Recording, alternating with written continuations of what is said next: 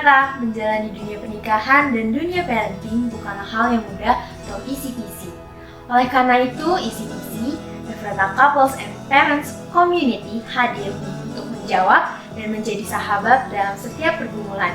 Yuk hadir bersama pasangan Anda 1 bulan 1 kali, setiap hari Jumat hingga keempat jam 7 malam melalui Zoom. Sampai ketemu, Tuhan Yesus memberkati. Shalom, selamat pagi, Shalom. menjelang siang. Selamat datang kembali di pada pagi hari ini. Mari kita siapkan hati kita bawa seluruh hidup kita di dalam Tuhan, karena kita tahu setiap rancangan Tuhan adalah yang terbaik buat kita semua. Amin. Haleluya.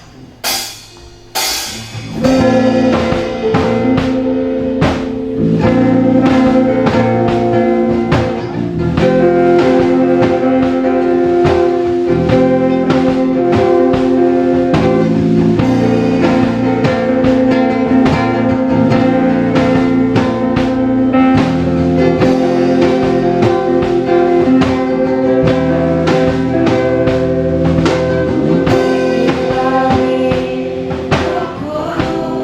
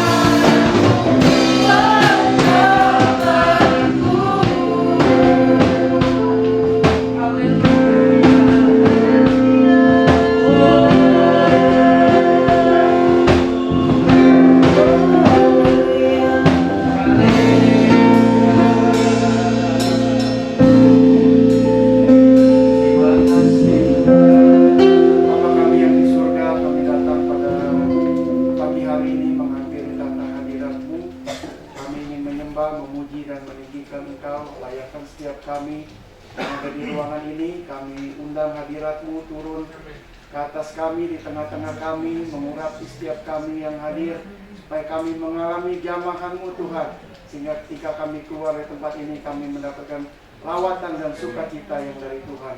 Kami menyerahkan seluruh ibadah ini ke dalam tangan Tuhan. Biarlah Tuhan yang hadir di tengah-tengah kami pada pagi hari ini.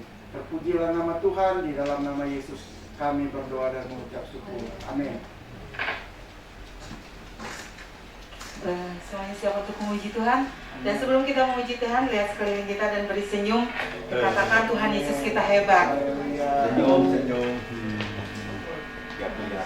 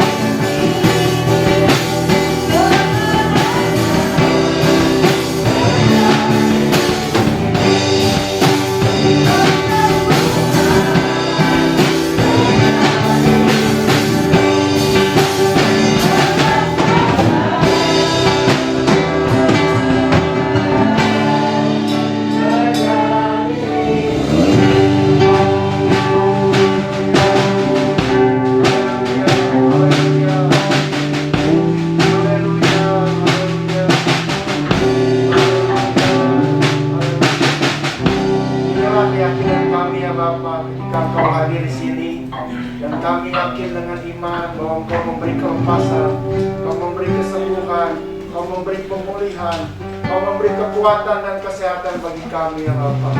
Sebabnya Tuhan, biarlah kami terus dimampukan untuk memuji, menyembah Engkau Tuhan dengan sepenuh hati kami ya Bapa. Biarlah setiap pujian yang kami naikkan boleh menyenangkan dan berkenan di hati-Mu. Tiba saatnya kami akan mendengarkan kebenaran firman-Mu. Biarlah setiap firman yang kami dengar terus membuat kami bertumbuh di dalam Engkau. Terpujilah nama Tuhan. Dalam nama Tuhan Yesus kami berdoa dan mengucap syukur. Amin. Silakan duduk. Sebelum saya bawa firman Tuhan, saya mau ajak saudara menyanyikan sebuah lagu lama.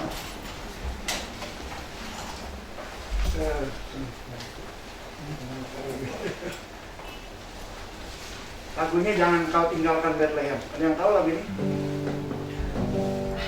Ini lagu lama ya.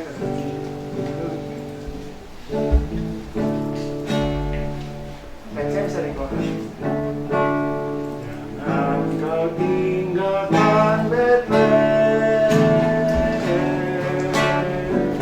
kalau kau tak malu jatuh. Jangan tinggalkan Tuhan Yesus, kalau kau mau dapat teguh. Rajin datang di kebaktian, Tuhan beri kirang upahmu besar di surga, kekal selamanya. Ada yang tahu lagu ini? Siapa yang tahu? Tidak ada yang tahu ya? Hanya Ibu Ayu yang tahu ya? Ini lagu lama. Iya, lagu lama. Ya, judul khotbah saya hari ini Jangan Tinggalkan Bethlehem. Karena mungkin bertanya-tanya, kita di Indonesia kenapa jangan tinggalkan Bethlehem? Nah, nanti ada maksudnya ya saudara. Bethlehem bicara tentang rumah Tuhan. Beth itu artinya rumah, lehem itu artinya roti. Ya, jadi Bethlehem itu adalah rumah roti, atau kita terjemahkan sederhananya itu juga bisa bait Tuhan ya. Di mana di situ ada makanan. Roti itu bukan bicara selalu yang bersifat makanan jasmani, tapi roti bicara juga tentang makanan rohani. Karena ada ayat mengatakan manusia bukan hidup oleh roti saja, tetapi setiap firman yang keluar dari perkataan Allah. Ya. Jadi Bethlehem itu artinya rumah roti. Ya. Jadi orang yang meninggalkan rumah roti itu pasti secara rohani mengalami kehausan, mengalami kelaparan secara rohani. Ya. Dan ya banyak mengalami, tadi dibilang jangan tinggalkan Bethlehem kalau kamu tidak mau jatuh. Ya. Terjemahan lainnya kalau kamu tidak mau mundur. Ya. Karena orang yang sama aja meninggalkan Tuhan ya. Jadi kalau meninggalkan Tuhan ya artinya jauh dari hadirat Tuhan, jauh dari berkat-berkat yang Tuhan sudah sediakan. Bethlehem ini berkaitan dengan cerita di dalam Alkitab adalah cerita tentang Rut ya. Tentang Rut. Nah, saudara, di dalam Perjanjian Lama, kalau saudara mungkin menyadari, hanya ada dua tokoh wanita yang menjadi nama satu kitab ya. Siapa saudara? Yang pertama adalah Rut, yang kedua Esther ya. Di Perjanjian Lama kitab yang nama perempuan itu cuma Rut dan Esther. Dan dua tokoh ini dicatat karena menjadi teladan. Esther itu memang orang Israel, tetapi Rut ini bukan orang Israel. Rut ini orang Moab ya. Suku penyembah berhala. Ya, tetapi dia bisa menjadi teladan. Saya nggak tahu kenapa dia bisa menjadi orang yang percaya kepada Tuhan. Apakah selama dia menjadi menantunya Naomi, dia belajar firman Tuhan, kita juga nggak tahu. Karena Alkitab tidak mencatat. Tapi yang jelas orang Moab itu tidak kenal Tuhan, penyembah berhala. Tetapi ada satu kata yang mengagetkan, mungkin Ini satu pukulan buat orang percaya. Dikatakan waktu dia disuruh pergi sama Naomi, ya tinggalkan ketika nanti kita ceritakan dari awal. Ketika Naomi bilang, udah kamu pulang aja ke bangsa kamu gitu, ke Moab. Menantunya dua, satu lagi namanya Orpa. Ya. Nah Orpa kembali ke Moab, tetapi Ruth ini bersikukuh, nggak mau. Dia mau tetap ikut Naomi. Dia bilang, Allahmu adalah Allahku, bangsamu adalah bangsaku. Nah, ini sebenarnya perkataan yang cukup mengagetkan dan membingungkan. Dari mana Ruth sebagai bangsa yang tidak mengenal Tuhan bisa berkata demikian, Allahmu adalah Allahku, bangsamu adalah bangsaku. Ya, ya memang Alkitab tidak mencatat dari mana Ruth bisa percaya sama Allahnya Naomi, gitu ya. Sementara Naomi sedang mengalami kepedihan, ditinggalin suami, ditinggalin kedua anak, ya. Dia hanya tinggal dengan menantunya. Nah, saudara, kitab Ruth ini juga, ini cerita yang cukup singkat gitu, tetapi mendunia gitu ya, bisa menjadi teladan di mana-mana. Dan ya Ruth ini terkenal. Kenapa bukan Naomi yang lebih terkenal? Karena Naomi orang Israel yang sudah mengikut Tuhan sejak lama gitu ya, dan memang dia keturunan Yehuda gitu ya, Naomi. Tetapi Ruth yang dicatat dan menjadi nama satu kitab di dalam Perjanjian Lama ya. Nah kalau kita lihat dari perjalanan Naomi atau Ruth ini singkat saudara. Di ayat 1 itu mereka pergi meninggalkan Bethlehem, perginya ke daerah Moab. Di ayat 6 mereka sudah kembali ke Moab ya. Jadi cukup singkat gitu. Ayat 1 dia pergi ke Moab, di ayat 6 dia sudah kembali ke Bethlehem. Karena mengalami kepahitan yang begitu luar biasa ya. Nah, saya mau ajak saudara baca dulu di Rut 1 ayat 1. Rut 1 ayat 1 bunyi demikian. Pada zaman para hakim memerintah, ada kelaparan di tanah Israel. Lalu pergilah seorang dari Bethlehem Yehuda beserta istrinya dan kedua anaknya laki-laki ke daerah Moab untuk menetap di sana sebagai orang asing ya. Dikatakan Bethlehem ini berkaitan dengan Yehuda karena disebut Bethlehem Yehuda. Bethlehem nama kotanya Bethlehem, tapi itu sukunya suku Yehuda ya. Marganya marga Yehuda. Karena ada kelaparan di zaman pemerintahan hakim-hakim, jadi nggak tahu itu waktu itu pemerintah yang hakimnya siapa yang memerintah terakhir, cuma disebut saja di zaman para hakim-hakim mereka meninggalkan Yehuda. Kenapa? Karena ada kelaparan, gitu ya. Ada kelaparan. Nah, di dalam Matius 2 ayat 6, dan engkau Bethlehem tanah Yehuda, engkau sekali-kali bukanlah yang terkecil di antara mereka yang memerintah Yehuda, karena daripada mula akan bangkit seorang pemimpin yang akan mengembalakan umatku Israel. Ya, jadi saudara perhatikan, Bethlehem itu tanah Yehuda, dikatakan bukan yang terkecil, dan mereka yang memerintah Yehuda karena daripadamu akan bangkit seorang pemimpin yang akan mengembalakan umatku Israel. Siapa ini yang dimaksud? Adalah Yesus. Ya.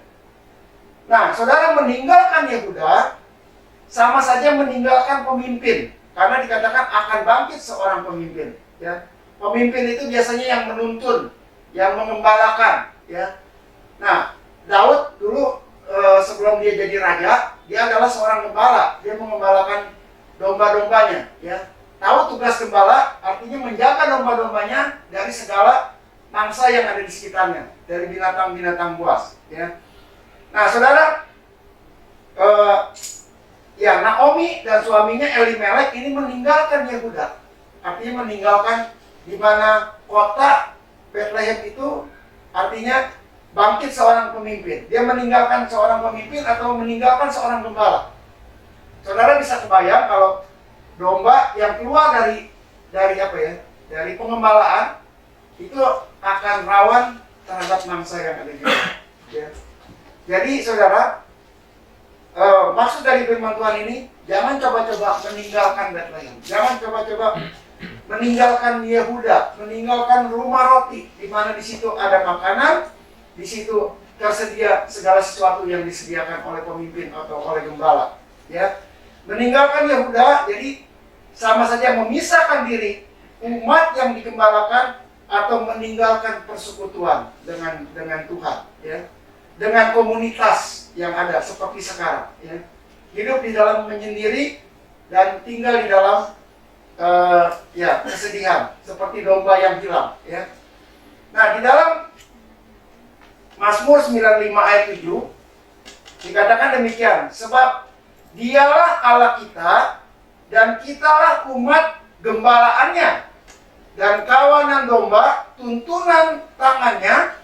Pada hari ini sekiranya engkau mendengar suaranya, ya. Jadi saudara, di Bethlehem, di Yehuda, ya, kita itu digembalakan, umat gembalaannya dan kawanan domba tuntunan tangannya. Artinya selama kita ada di Bethlehem, selama kita ada di Yehuda, kita digembalakan, kita terpelihara. Kita akan diantar ke rumput yang hijau, ke air yang tenang. Kawanan domba itu dituntun, ya. Ketika kita tersesat, diarahkan untuk kembali. Ketika kita melanggar, kita dipukul karena kita dikasihinya, ya. Itu sebabnya dikatakan pada hari ini sekiranya kamu mendengar suaranya, jangan keraskan hatimu, ya. Nah, saudara, kita mau belajar dari Raja Daud yang meyakini, ya, bahwa kita adalah umat gembalaannya dan kawanan domba yang senantiasa dituntun oleh tangannya, ya, sehingga setiap orang atau setiap orang yang mau digembalakan, hidupnya Tuhan bela. Amin. Tuhan jaga, Tuhan pulihkan, Tuhan sembuhkan, Tuhan beri kekuatan, sehingga kita tidak kekurangan suatu apapun. Selama kita tidak meninggalkan Bethlehem, kita tidak meninggalkan rumah roti. Mazmur 26 ayat 1 sampai 6 ini lagu yang sering kita nyanyikan, bahwa Tuhan adalah gembalaku, takkan kekurangan aku. Yang percaya katakan amin. Selama Tuhan jadi gembala kita, tidak pernah akan kekurangan. Walaupun kita mungkin mengalami penderitaan, kita mengalami luka, kita mengalami sakit, Tuhan memperhatikan kita. Kita akan dibalut. Ketika seorang gembala melihat dombanya terperosok, jatuh, pasti diangkat dan dibalutnya, dibebatnya, ya. Itulah gembala yang baik. Tuhan kita adalah gembala sejati dan Dia memperhatikan. Dikatakan Dia membimbing aku di padang rumput yang hijau. Dia membimbing aku ke air yang tenang. Dia menyegarkan jiwaku. Dia menuntun aku di jalan yang benar oleh karena namanya. Sekalipun aku berjalan dalam lembah kekelaman. Kalau dalam terjemahan lama, dalam bayang-bayang maut. Maut selalu menghantui hidup kita, saudara, di dalam dunia yang gelap ini. Tetapi Tuhan selalu menjaga, ya. Seperti Tuhan menjaga, seperti seorang ibu yang menjaga bayinya, ya. Ditutupi, dijaga supaya tidak digigit serangga dan lain sebagainya, ya. Selalu dijaga. Selama kita ada di dalam Bethlehem, kita ada di dalam naungan Tuhan, Dia selalu menjaga dan Dia selalu memberi ketenangan kepada kita, sehingga kita ada rasa nyaman. Jadi jangan coba-coba kita meninggalkan Bethlehem atau meninggalkan Yehuda. Dikatakan engkau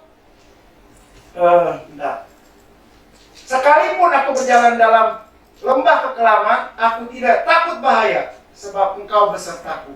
Gadamu dan tongkatmu itulah yang menghibur aku.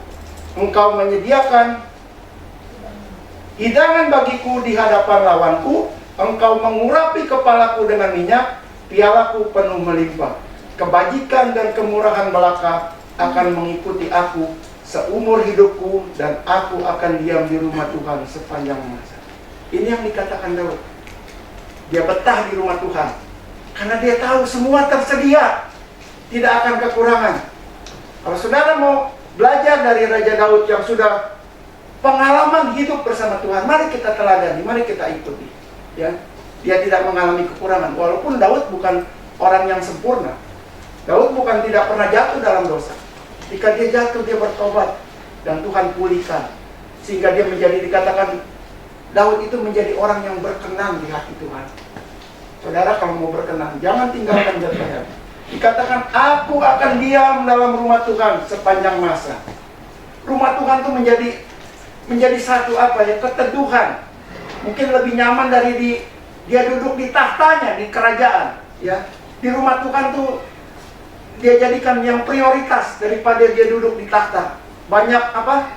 Menangani persoalan-persoalan bangsanya atau rakyatnya, ya. Nah, saudara, dari ayat yang kita baca ini, ya, ayat ini sedang mengajarkan kepada kita tetap taat, ya, dengar-dengaran dengan suara gembala. Kalau gembala bilang apa? Dengar, jangan melawan. Banyak kita melawan kepada Tuhan, sehingga akhirnya kita jatuh ke berbagai-bagai pencobaan. Dari pagi Ibu Lilis bicara tentang berbagai-bagai pencobaan. Walaupun memang dibilang pencobaan itu dianggap satu kebahagiaan, tetapi kalau pencobaan yang kita buat karena dosa, kita jatuh dalam dosa, itu seringkali membuat kita jatuh tidak bangun lagi, ya. Kita lihat, ya, murid Yesus ada dua macam yang jatuh dalam dosa. Yudas jatuh dalam dosa, dia susah bangkit lagi. Pada akhirnya dia bunuh diri. Petrus jatuh dalam dosa, dia bangkit dan dia bertobat sehingga dia dikasihi oleh Tuhan, ya. Jadi hati-hati saudara, jangan main-main dengan perkataan yang disampaikan oleh Tuhan. Itu sebabnya kita mau belajar taat dan tetap setia. Di dalam Ibrani 13 ayat 17, hari ini saya banyak kasih ayat, ya. Kalau saudara lupa, saudara bisa catat saja ayatnya. Ibrani 13 ayat 17, taatilah pemimpin-pemimpinmu dan tunduklah kepada mereka, sebab mereka yang berjaga-jaga atas jiwamu. Sebagai orang yang harus bertanggung jawab atasnya, dengan jalan itu mereka akan melakukan dengan gembira, bukan dengan keluh kesah, sebab hal itu tidak akan membawa keuntungan bagimu, ya. Jadi saudara, taatilah, dikatakan pemimpin-pemimpinmu, dan tunduklah kepada mereka, sebab mereka yang berjaga-jaga atas jiwamu, ya. Jadi tetap setia, tekun dalam pengembalaan, tetap dengar-dengaran, dan jangan keraskan hatimu, ya. Saudara jangan membangun apa ya, membangun menuruti keinginan sendiri, gitu ya. Nggak mau dengar kata orang lain, walaupun itu satu kebenaran. Sepertinya kebenaran ada di dalam diri saudara sendiri, ya. Mari kita belajar dengar apa yang disampaikan oleh pemimpinmu atau gembalamu, ya.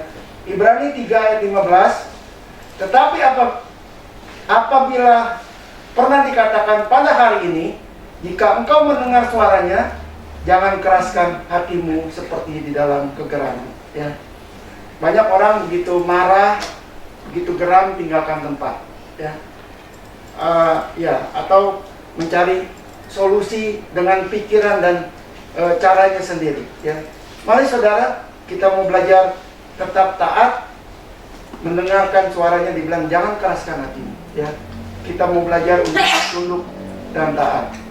Nah, saudara, kembali lagi ke cerita tentang Rut. Cerita tentang Rut ini sangat singkat, tetapi maknanya sangat luar biasa, gitu ya. Maknanya sangat luar biasa, karena ya tadi saya katakan Rut itu dari bangsa yang tidak mengenal Allah, bangsa penyembah berhala, ya. Jadi sebenarnya Rut itu tidak mengalami masa kelaparan. Yang mengalami masa kelaparan adalah keluarga Naomi atau Elimelek ini, ya. Karena mereka cuma berempat. Jadi ceritanya gini saudara, ya. Elimelek ini orang yang boleh bilang kaya lah. Saya nggak tahu apakah dia bisa digolongkan konglomerat, gitu ya. Orang yang berkecukupan. Tapi ketika terjadi kelaparan di Bethlehem, dia mengungsi gitu ke Moab, ya. Moab itu jaraknya kalau dari Bethlehem ke Moab tuh kira-kira 80 kilo ya. 80 kilo kayak dari sini kemana ya? Ke Cikampek lah ya. Kurang lebih 80 kilo. Tapi di Cikampek itu tidak terjadi kelaparan. Di Bandung ini terjadi kelaparan. Jadi dia pindah gitu ya. Dan anehnya, kenapa dia pindah ke bangsa yang tidak mengenal Allah gitu ya. Di sana tuh bangsa penyembah berhala, dan Moab itu pernah menjajah Israel ya. Pernah menjajah, dan ya pokoknya yang namanya dijajah itu dibikin susah ya. Nah, terjadi krisis, akhirnya mereka pindah. Alkitab tidak menceritakan berapa lama ketika dia pindah. Nggak lama Elimelek itu meninggal, dan tidak diceritakan juga meninggalnya kenapa, entah sakit entah kenapa. Elimelek meninggal. Setelah Elimelek meninggal, anaknya namanya Mahlon dan Kilion ya. Nah, Mahlon nikah dengan Ruth, Kilion nikah dengan Orpa, ya, nama Orpa. Nah, baru 10 tahun menikah, nggak tahu ini jaraknya juga berapa bulan gitu ya. Ini anaknya dua-duanya meninggal, anak Naomi, Mahlon dan Kilion ini meninggal, ya. Jadi suaminya Naomi meninggal, anaknya dua juga meninggal. 10 tahun tinggal di Moab ya. Jadi kepedihan yang luar biasa. Nah, setelah itu Naomi berpikir gitu ya. Naomi berpikir, ya anak saya dua-duanya udah mati ya. Ini menantu nih jadi beban dua gitu. Ngapain? Mendingan suruh kembali aja. Jadi mereka ya di ayat 6 dikatakan Naomi memutuskan untuk kembali karena dia dengar Israel nih udah pulih, di Yehuda udah pulih gitu. Kelaparannya udah membaik gitu, udah orang udah panen lagi. Jadi dia balik, menantunya dibawa. Tapi dalam perjalanan entah gimana Naomi berubah pikiran. Dia bilang kepada dua menantunya, lebih baik kamu kembali aja ke bangsamu, ke Moab ya. Karena aku udah gak punya anak laki-laki ya. Kalau kamu mau jadi menantu saya juga, nunggu saya melahirkan, saya juga gak punya suami. Dan gak mungkin gitu kamu nunggu anak saya menjadi besar ya. Nah, Orpa ini sebenarnya pertama juga nggak mau gitu, nggak mau meninggalkan Naomi. Tapi karena desakan, akhirnya dia meninggalkan juga, dia kembali ya. Tapi Ruth ini yang luar biasa ya. Ketika dia disuruh kembali, dia sampai nangis gitu. Nggak mau, tetap nggak mau. Karena dia tadi saya katakan, dari mana Ruth bisa punya keyakinan bangsamu adalah bangsaku, Allahmu adalah Allahku ya. Memiliki iman yang kuat, bahkan kalau saya menilai imannya lebih kuat dari Naomi gitu ya. Naomi pulang dengan apa ya? Dengan putus asa gitu. Dia kembali karena dia pergi, dikatakan di ayat yang keberapa, ke-6. Dia pergi dengan penuh katanya. Artinya dengan kecukupan, dengan kelimpahan. Jadi waktu dia berangkat dari Bethlehem ke Moab, dia tuh bukan orang miskin, dia kaya, dia bawa barang-barangnya semua. Mungkin ya semua tabungannya, uangnya semua dibawa ya. Tapi dia balik dengan tangan yang kosong ya. Masa kelaparan tuh bukan di zaman Lot, di zaman Abraham, di zaman Ishak dan Yakub juga ada mengalami kelaparan. Tapi beda. Zaman ya Abraham, Ishak dan Yakub, mereka memang ya bukan orang kaya gitu ya. Dan ya dia kembali dengan berkelimpahan, pergi dengan tangan kosong, pulang dengan berkelimpahan. Tapi di zaman Naomi ini berbeda. Dia orang kaya, tapi begitu dengar krisis, mungkin tanpa pikir panjang, saya banyak duit, ya pergi aja di luar sana saya bisa mungkin beli rumah, beli segala macam gitu, ya. Mungkin zaman dulu belum ada mobil, dia bisa beli ternak, kuda dan lain sebagainya, ya. Nah, saudara, biasanya orang kalau apa ya, itu namanya kayak transmigrasi ya, pindah daerah atau pindah kota, itu biasanya faktor ekonomi gitu ya, ingin hidup lebih makmur gitu. Tapi kalau ini bukan, ini dia karena kelaparan, nggak ada bahan makanan gitu, ingin ya apa, nggak mau menderita lah gitu ya. Tapi saudara, kalau umumnya orang di Indonesia kan pergi ke luar daerah, misalnya dari desa ke kota gitu, ke kota besar, karena faktor ekonomi, pengen ya dapat uang lebih banyak, atau dari dari negara ke negara, ya, seperti Indonesia jadi TKI di Mesir, di Singapura dan kota-kota lain, ya, karena ingin mendapat lebih banyak faktor ekonomi. Kalau dia cukup, dia kaya, ngapain dia pergi, ya? Kecuali seperti kasus 98 dulu, ada kerusuhan, orang-orang kaya konglomerat, wah mobil tinggal, rumah ditinggal, pada kabur ke luar negeri, ya, karena ada kerusuhan. Tapi kalau nggak ada kerusuhan, nggak ada kelaparan, orang nggak akan mau pindah, ya. Dan bahkan yang udah pernah mengalami tinggal di luar negeri, tinggal di mana-mana, tetap pada akhirnya dibilang, oh biar gimana enak di Indonesia, ya, katanya. Lebih nyaman di Indonesia. Nah, demikian juga yang dialami Naomi, ya. Naomi itu pergi ke satu kota yang jaraknya juga nggak jauh gitu, hanya hitung puluhan kilometer, ya.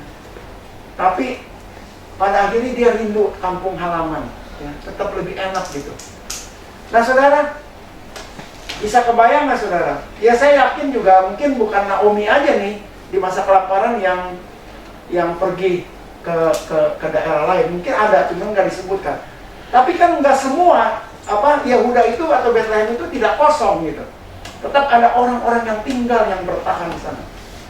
Rupanya orang yang bertahan dalam kelaparan, yang tahan uji, dia tetap menjadi orang yang eksis gitu.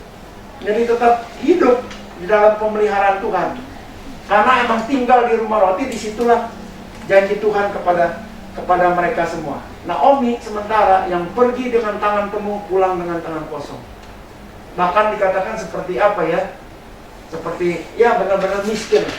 Karena si Rut itu mengutin jelai-jelai gandum yang terjatuh dari tangan-tangan pekerja, ya, di ladang. Nah, mumpung saya ingat, saudara tahu nggak bahwa Rut itu adalah, kalau kita orang Chinese bilangnya Maocoh, ya. Rut itu Maocohnya Daud. Kalau bahasa Inggrisnya tuh great grandmother gitu, ya. Jadi Maocoh itu apa, ya, buyut kali, ya. Jadi mamanya nenek. Nah, gitu.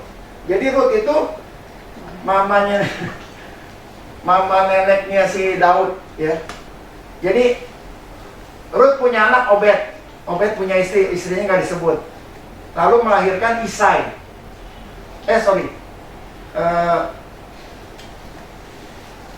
Melahirkan Isai. Isai juga istrinya nggak disebut. Lalu melahirkan Daud, gitu, ya. Jadi Rut itu tuh Maocoh gitu, ya. Jadi neneknya, kakeknya punya mama gitu, ya. Jadi kakeknya Daud itu namanya Obed, ya. Jadi Obed ini punya istri lah, istrinya nggak disebut gitu, ya. Ya, kalau kita nggak baca ini silsilahnya, nggak tahu. Setelah saya baca, oh iya, ternyata Rut ini Maocohnya Daud gitu, ya.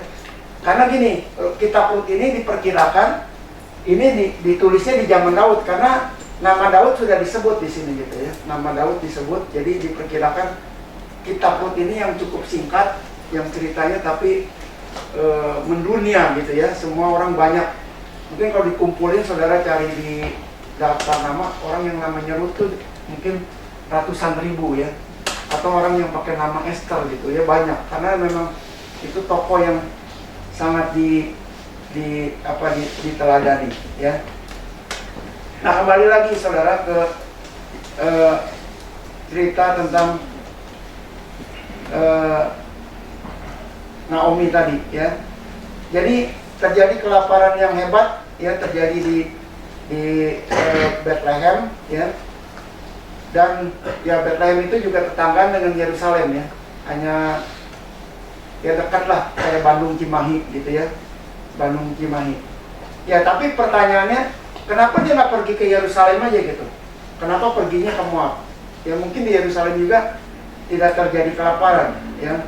Walaupun tidak diceritakan di sini, ya.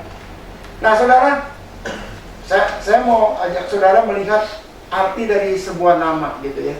Arti dari sebuah nama. Karena ya, saya yakin buat saudara juga nama itu penting. Saudara ketika punya anak tidak sembarangan kasih nama anak gitu, ya.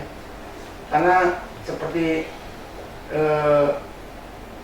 ya Yudas gitu ya, jarang orang kasih nama anaknya Yudas karena tahu karakter Yudas seperti apa ya. Atau namanya Mahlon atau Kilion, nggak ada juga, saya dengar orang Kristen jarang, atau bukan jarang, nggak pernah dengar gitu namanya Mahlon Kilion. Atau Elimelek ya, jarang juga. Atau nggak ada ya, pasti namanya mau yang bagus-bagus karena dia seorang tokoh, namanya Petrus ya, dan ya Thomas dan lain sebagainya ya. Nah, sebenarnya nama Elimelek ini artinya bagus. Allahku adalah raja ya. Dan Naomi itu artinya menyenangkan atau indah ya. Jadi kalau disatukan tuh Allahku raja, Allahku adalah raja ya, menyenangkan atau yang indah. Tapi ya karena mungkin ya keluar dari Bethlehem ya, sehingga sesuatu yang manis itu menjadi pahit ya. Itu sebabnya ya Naomi itu tadi artinya menyenangkan, indah ya, cantik, manis gitu ya. Nah, makanya waktu Naomi kembali ke Bethlehem, orang ya mungkin nggak tahu ya, di zaman itu mungkin Bethlehem ya orang nggak banyak, dan orang banyak mengenali Naomi karena dia mungkin yang tadi saya bilang, dia orang kaya. Biasanya kalau ada orang kaya di satu daerah, dia menjadi orang yang terkenal. Jadi orang terheran, apakah ini Naomi gitu? Bukankah ini Naomi gitu? Kenapa orang jadi pangling? Karena darinya tadi orang yang kaya, tahu sendiri kalau orang kaya ya, pakaiannya mungkin indah, bagus, dandanannya juga, cuman pulang jadi kayak compang-camping gitu ya, kayak gembel. Maka orang tanya, apakah ini Naomi? Lalu Naomi jawab apa? Jangan panggil aku Naomi, karena Naomi artinya menyenangkan, manis. Panggil aku Mara ya, karena Tuhan banyak melakukan yang pahit terhadap aku ya. Jadi dia nggak mau dipanggil Naomi, tapi panggil Mara. Mara artinya Tuhan melakukan banyak kepahitan ke dalam kehidupannya ya. Nah saudara, sementara nama Mahlon itu artinya lemah ya. Nama Mahlon itu lemah, dan Kilion itu artinya gagal ya, gagal atau musnah, atau ya pada akhirnya memang dua-duanya akhirnya meninggal ya, anugerah Tuhan. Mungkin kalau dia tetap bertahan di Bethlehem, dia tetap hidup ya.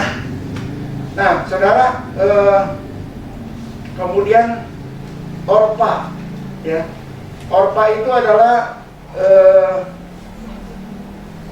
ya, dia adalah keturunan Lot ya, keturunan Lot yang pernah terjadi pernikahan incest antara anak kandung dengan orang tua ya, di sana terjadi. Orpa artinya tuh diartikan leher belakang ya. Nah saudara, leher belakang tuh identik dengan ketegangan ya, yang terjadi, sering tegang di leher belakang ya. Atau diartikan juga yang lain tuh keras kepala atau bebal ya. Kemudian Ruth itu diartikan seorang yang berbelas kasihan atau orang yang suka berbagi ya. Jadi lihat saudara, dari nama-nama ini punya arti, ada yang jelek, ada yang ya seperti kita tahu juga nama Yabes, artinya itu ya sakit-sakitan, kesusahan gitu ya. Jarang juga orang kasih nama Yabes ya. Walaupun itu terkenal gitu ya. Nah kita kembali ke Elimelek ya. Jadi sungguh menarik, dari pernikahan Elimelek dan Naomi ya, adalah gabungan dari arti nama yang bagus ya, bila mereka digabungkan gitu. Allahku adalah raja, maka hidupku indah dan menyenangkan, artinya gitu kalau digabungkan ya. Tapi perpaduan nama itu berbeda dengan kenyataan kehidupan Elimelek ketika dia keluar dari Bethlehem. Mungkin kalau dia tetap tinggal di Bethlehem, dia akan mengalami sesuatu yang indah dari Tuhan, karena Tuhan adalah raja ya. Ya, saya mau mengingatkan saudara ya, jangan karena kita seringkali persoalan ekonomi persoalan hidup, persoalan ketidakpuasan terhadap Tuhan, ya, terhadap di mana kita tinggal, ya, yang membuat kita tidak tahu apa yang terjadi ketika kita bertindak mengambil keputusan untuk keluar dari Bethlehem, untuk meninggalkan Bethlehem. Ya, banyak orang berharap lebih baik hidupnya, ternyata lebih susah. Berapa banyak TKI yang menganggap kalau dia ada di negara lain, hidupnya makmur, dia bisa kirim uang ke, ya memang ada juga gitu. Tapi berapa banyak yang mati, yang dipenjara di luar negeri, yang diperkosa, dianiaya dan lain sebagainya. Ya. Jadi, saudara, ketika kita lepas dari tangan pengembalaan, dari tangan yang memimpin kita coba-coba pakai cara sendiri. Ya. Ya. Pada akhirnya kita menjadi orang-orang yang celaka. Seperti anak juga gitu. Anak kadang-kadang tidak turut kepada orang tua, tidak dengar perkataan orang tua, mau pakai caranya sendiri. Berapa banyak anak jatuh ke dalam kasus narkoba, kasus pencurian, kasus banyak-banyak. Saudara tahu begal-begal yang di jalan yang naik motor itu anak-anak ABG, saudara. Banyak anak-anak SMA. Saya nggak tahu orang tuanya mendidiknya seperti apa sehingga anaknya menjadi begal, gitu ya, menjadi begal. Dan banyak yang berakhir di penjara, putus sekolah dan lain-lain. Hidupnya pahit. Sekali lagi semua ingatan, jangan tinggalkan Bethlehem. Jangan tinggalkan Yehuda. Turutilah kata gembalamu, gembala sejati. Ya. Ketika saudara mendengar suaranya, jangan keraskan hatimu. Ya. Persoalan apapun, selesaikan dengan ucapan syukur kepada Tuhan. Ya. Seperti Tesalonika mengatakan, ucapkanlah syukur dalam segala hal, karena itulah yang dikehendaki Tuhan. Mengucap syukur dalam segala hal artinya baik susah atau senang, ucapkanlah syukur, karena itu adalah kehendak Tuhan. Ya. Dalam persoalan hidup, ya, ketika saudara merasa tidak ada jalan buntu, datang kepada Tuhan, karena Tuhan adalah jalan dan kebenaran dan hidup. Barang siapa mau datang kepadaku, ya, dia akan diberi kelegaan. Mari saudara, jangan putus asa ketika saudara mengalami persoalan. Datang kepada Tuhan, banyak mengucap syukur dalam segala persoalan, maka Tuhan akan memberi kelegaan. Tuhan izinkan persoalan terjadi supaya kita naik level, supaya kita tahan uji dan kita semakin tekun dan iman kita semakin kuat. Amin. Kiranya Tuhan memberkati. Mari kita berdoa. Bapa kami yang di surga, mengucap syukur dan terima kasih untuk kebenaran firman-Mu yang hari ini kami dengar, supaya kami belajar tidak meninggalkan rumah roti di mana kami di situ mendapat banyak hal kebenaran-kebenaran dan berbagai pelajaran-pelajaran rohani untuk kami mendapat makanan secara sesuatu yang dunia ini tidak bisa berikan. Hanya di dalam rumah roti, hanya di Bethlehem, hanya di Yehuda, kami mendapatkan sesuatu yang dari Tuhan, yang sesuatu yang menyenangkan dan sesuatu yang menggembirakan hati kami. Terpujilah nama Tuhan, biarlah Roh Kudus terus memberi penjelasan di dalam hati kami, sehingga firman-Mu boleh menjadi benih yang subur dan bertumbuh, berakar dan berbuah-buah. Terpujilah nama Tuhan. Di dalam nama Yesus kami berdoa. Amin. Waktu selanjutnya saya serahkan kepada Allah.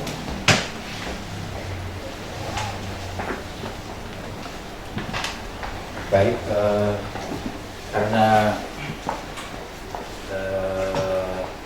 Kofet sama Stefani akan berangkat hari Rabu ke Batam dan akan tinggal di sana, kita doakan perjalanannya. Kita doakan usaha, bisnis, kerjaan apapun supaya jadi sukses di sana.